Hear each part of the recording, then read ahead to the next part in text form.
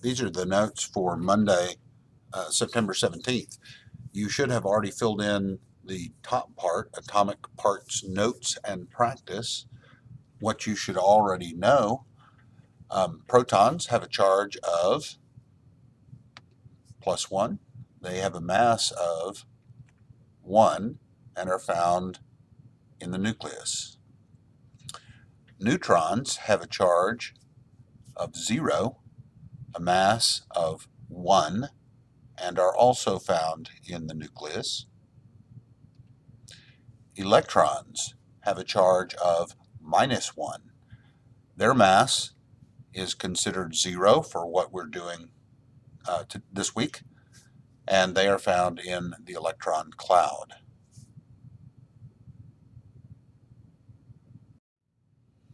What you need to know: the atomic number is given by the symbol Z. That's German for number, and for an element, it is the same as the number of protons. The atomic number for any element can be found on the periodic table. The atomic mass, its symbol is A, for an element is the sum of the protons and the neutrons in the nucleus. So we're not counting electrons when we look at the mass of an atom. Only the nuclides, the things in the nucleus, I should say, the nuclear particles, protons and neutrons. Atoms are electrically neutral, which means that they don't have a charge. Positives have to balance negatives, so the number of electrons must equal the number of protons. There are two types of shorthand that we use in writing down elements specifically, and this is so that we can write individual atoms exactly in a form that we can figure out everything we need to know about that atom. So the first is called hyphen notation. An example is livermorium 298. The first part is the element name, and the second part is the mass number or atomic mass for this particular atom. You need to be aware and beware that the atomic mass does not match the atomic mass on the periodic table. That's because the mass on the periodic table is an average, and we're talking about a specific atom, not an average.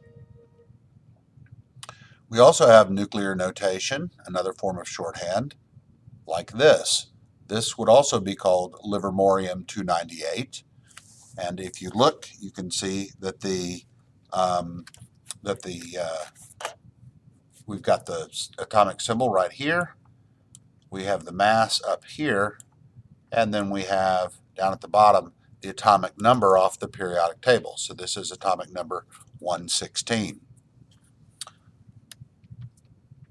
So we got element symbol, atomic number, and the mass number or atomic mass on top. Notice that in neither one of these is the number of neutrons shown. To get the neutrons, what we need to do is we draw a line down here and we subtract the mass number minus the atomic number. So this would give us a 2 here, an 8 here, and a 1 here. So the number of neutrons, that's supposed to be a little 0, is equal to 182. Hard to draw with the mouse.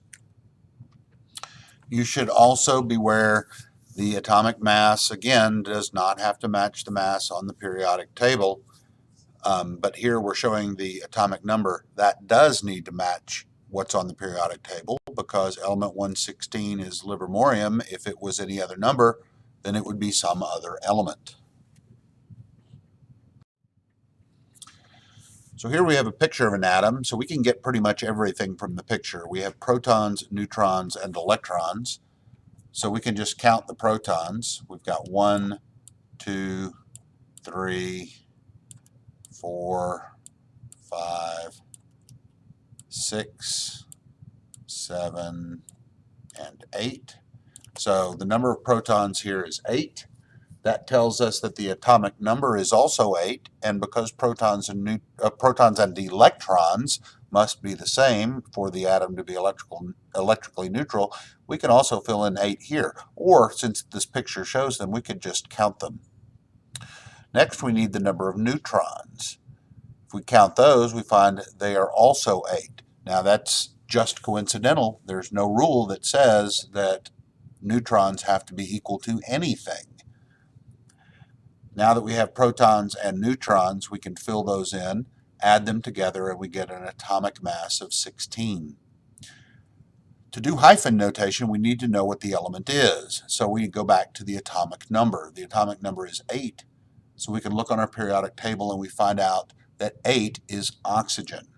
Hyphen notation uses the element name and the mass number. So for hyphen notation, we have oxygen 16. For nuclear notation, we use the symbol O for oxygen, and we put the mass number on top, and then we put the atomic number on the bottom. So we've got the mass number right here and the atomic number down here. From that is the number of protons, electrons, and atomic number.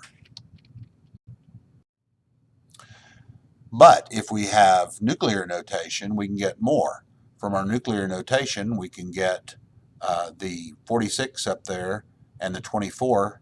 The 24 gives us the atomic number, which gives us number of protons, which protons and electrons have to balance, so we've got protons and electrons.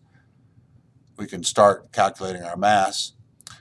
In order to make sure that we balance, we've got the mass number there at the top of chromium, and so we can plug that in and we could do subtraction to figure out what goes in there for neutrons, or we can just do it over here. 46 minus 24 is 22, so we can plug in the 22 there. For hyphen notation, we need the name. Cr, the symbol Cr is for chromium, so we write chromium and put the mass number. And nuclear notation, well, we've already got that over there. Cr with 46 in superscript and 24 as a subscript in front of the symbol. Now we have tantalum 190, so we've got some hyphen notation. It also tells us everything we need to know in order to fully define this particular atom. We start with the 190, that's the mass number, so we can plug that right into the atomic mass. Next, we want to get the atomic number, so we use our periodic table to find the atomic number for tantalum. When we do that, we find that tantalum is atomic number 73.